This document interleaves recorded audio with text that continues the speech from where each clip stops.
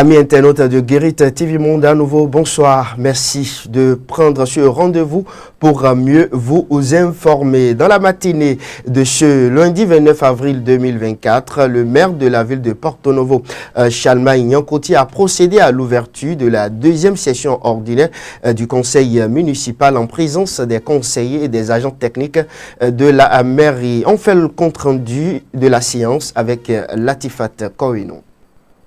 Ils ont tous répondu présents à l'appel du maire Chalma Nyankoti pour l'ouverture de la deuxième session ordinaire de l'année 2024 de la mairie de Porto Novo ce lundi 29 avril 2024.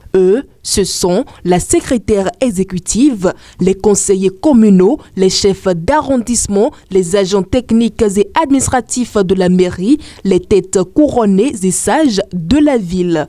L'ouverture de cette session vient quelques semaines après la contractualisation pour la maîtrise d'ouvrage complète du projet de construction de l'hôtel de ville de Porto Novo. Et c'est à juste titre que le maire Chalma Nyankoti a exprimé sa fierté. C'est le lieu de vous rappeler que l'appel d'offres pour la sélection de l'entreprise adjudicataire est en phase terminale.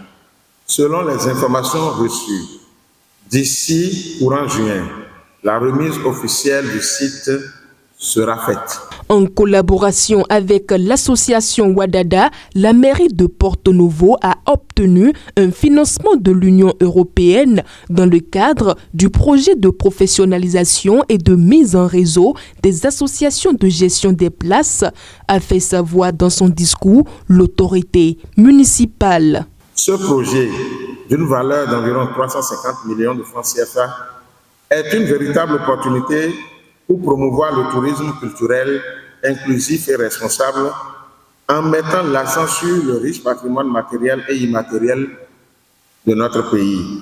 Soucieux du bien-être de ses administrés, un investissement important a été mis dans les infrastructures scolaires pour assurer une meilleure condition d'apprentissage aux apprenants. Pour les travaux de réflexion engagés en 2023 et en cours d'exécution pour l'année 2024, 23 projets de rénovation de salles de classe avec bureaux et magasins dans les GPP et collèges de la ville sont en cours pour un montant de 192 millions environ, dont 111 millions, 125 millions sur les fonds propres de la ville.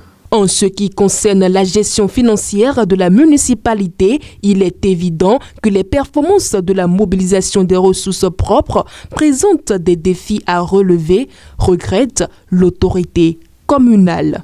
En résumé, les services de la municipalité ont mobilisé au 31 mars 2024 un total de 142 648 850 francs, ce qui est inférieur aux 190 226 708 francs mobilisés à la même période l'année dernière. Pour l'autorité municipale, des avancées notables sont à noter dans la ville capitale grâce au projet P2AE. Grâce au projet P2AE, la ville a renforcé avec 1500 lampadaires l'éclairage dans les 100 quartiers de notre ville.